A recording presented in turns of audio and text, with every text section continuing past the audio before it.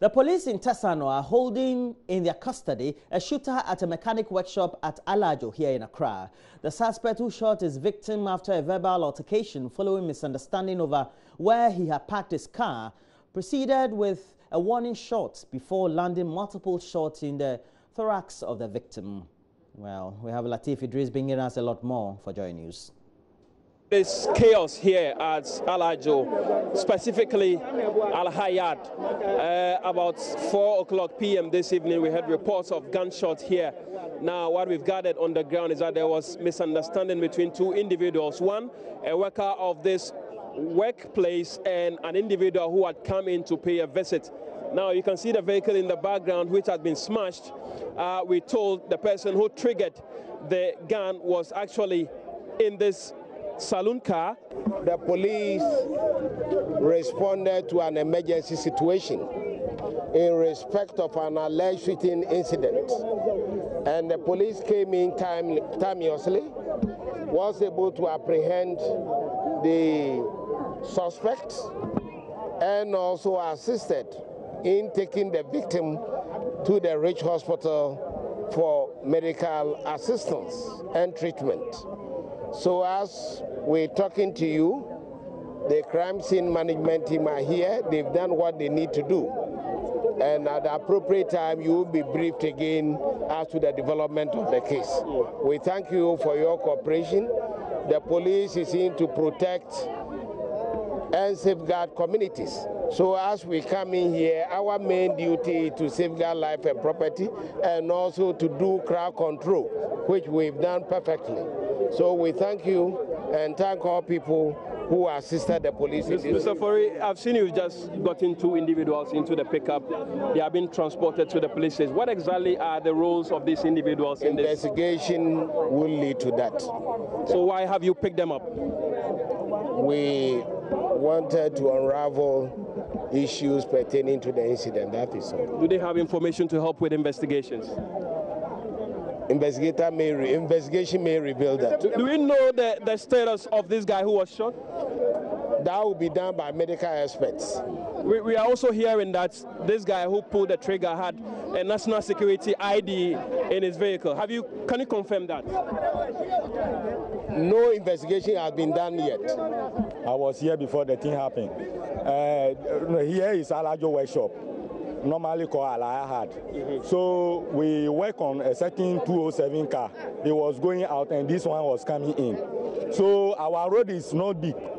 So the small car, saloon car should park well so that the 207 should come out before the saloon will come in.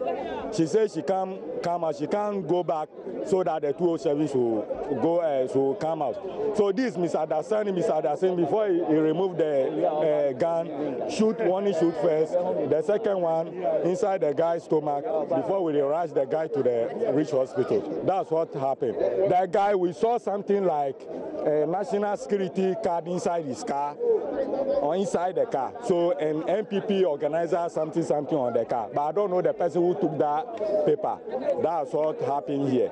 But I've also seen that you've smashed the car. Oh, yeah, exactly. The car actually is inside the car, and she wants to run away with the car. A car can run more than a human being. So he wants to run, so we use the other car to cross, like he ran away.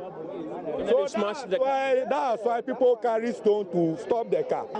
We want to beat the person, but we couldn't because plenty people did there. So they don't allow us to beat them. That's why we smashed the car.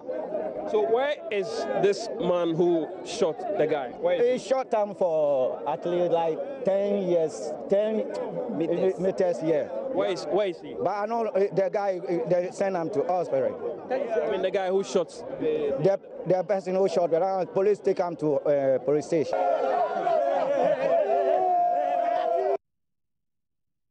On this, but we have to take you to the Upper East region, where operators of the Shanzi mining company at Ghana in the Galamsey district are calling for the deployment of a galamsey task force to the area to help check the activities of notorious illegal miners there. Well, the company has accused some of the illegal miners of kidnapping its workers and subjecting them subsequently to severe beatings. The incident, according to officials, occurred in the early hours of Sunday when the security personnel were conducting routine checks underground and found some of the illegal miners working underground. And correspondent Albert Sorry has more. In May this year, government directed the Shanxi Mining Company, a Chinese mine support service firm working for 2 licensed small-scale miners at Gbani, to suspend their operations to allow some investigations into the death of some locals. Operators of the Shanxi Mining Company then suspended their operations in compliance with the directive. Last Sunday, security personnel of the company, while doing routine checks underground, arrested 3 of the illegal miners who, according to them, attempted to steal. While making efforts to hand over the alleged illegal miners to the police, the rest of the Shanxi mining workers remained underground. They were later outnumbered by some other illegal miners who kidnapped and took them to another location, subjected them to severe beatings, and later released them. Some of the victims of the attack spoke to Joy News. As part of my duty, when I went down, I inspected all the other places that were welded the previous day. So we realized that most of the places that we welded were broken by the galamseyers. More than 3 places were broken that day. So after I went around to inspect those places and I was coming back, then we realized that the galamseyers were coming from the lower levels to the level that I was working, that was inclined, which was the higher level. So when we saw them, then we were waiting for them to come so that we would talk to them. After they came up, then one person came up, we were able to get in so that the security men took them up. Then from that one, because of the reaction of other people, the remaining one came and they started attacking. The galamsey boys, some ran out and have to organize their boys inside again. So before we realized, there were like 50 people inside. There were many, and that night we can't count them, but there were many, and they have to beat us. We went in to check whether our workers are close or not. So we went in then, we found that the galamsey boys, a lot of galamsey boys were stealing in the hole. So we wanted to arrest them out, and some ran into the hole. So we had 3 of them. Then we were 6 in number, the security guards. So we asked 3 to send the ones who caught out, then remaining 3 to protect the others from coming out before our guards will come back. So as we're in the hole, they passed through a different place. They went out and organized their people.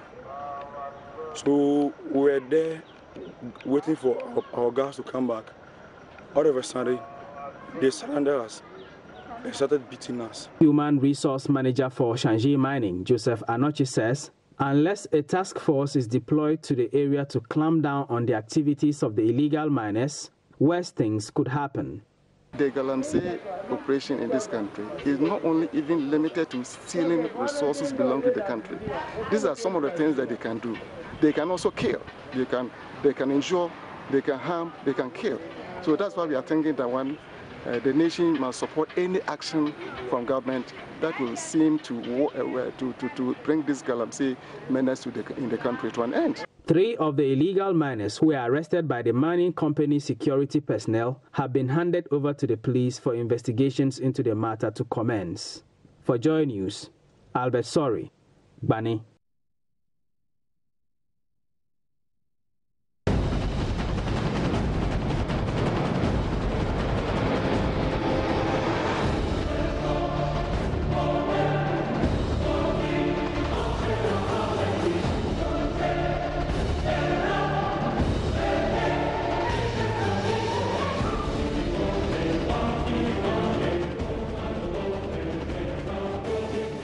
And with the latest on this, the Kumasi Diocese of the Methodist Church is asking government and its agencies to closely monitor activities of the anti-galamsey task force to prevent excesses.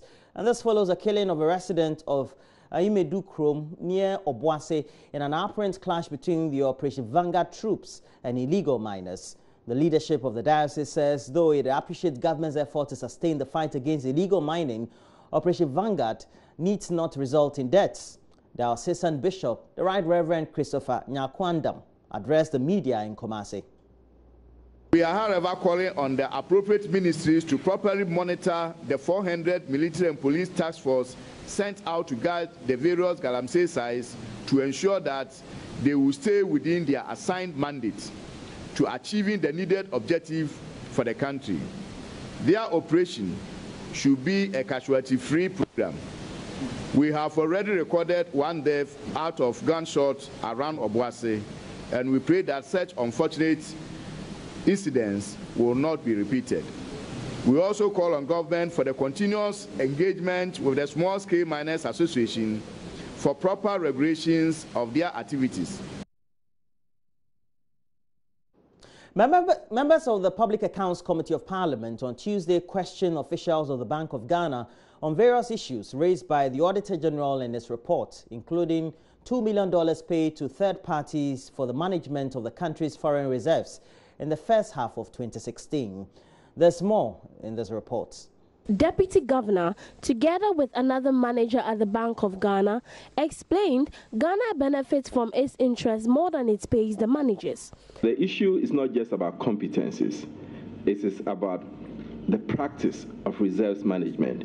I can share some surveys with you and so forth about how central banks manage their reserves. And throughout, even the biggest central banks do outsource part of their reserves management. And when they do so, it's not because they don't have the competencies, but to also get some other skill sets or some other areas that they think that there are other people who are better positioned to manage. Just to add that the petroleum funds that we have, the Heritage Fund and the other one, Stabilization Fund, those are being managed by ourselves. So it's not everything that is outsourced. We are managing some of them. The committee also questioned the bank on why some foreign companies in Ghana expatriated more funds out of the country than they left behind. There's no evidence to that effect. We get value for money. Remember, we set benchmarks for the fund managers, and we review the list based on performance. If you are not giving us, according to the benchmark we gave you, we take you out, bring in another one. So we ensure that there's value for money. But at the same time, as I said, we are building capacity. The petroleum funds are being managed entirely, by our good selves. So we are building up the capacity. And hopefully come someday we can take that action to manage everything from Accra. That is fine. The Deputy Governor, Dr. Johnson Esiama, admitted the Bank of Ghana has failed to collaborate fully with the Auditor General and said they'll work towards effective collaboration. What we are saying is that even after the auditor finished their work, even after the exit meeting, all that is done, before they submit their reports to this honorable committee, we should still work together. That's all that I'm saying. Well, so we have a lot more news, and as we wrap up the latest news headlines we have, we'll also be looking at the newspapers and look at the latest stories on the online portals.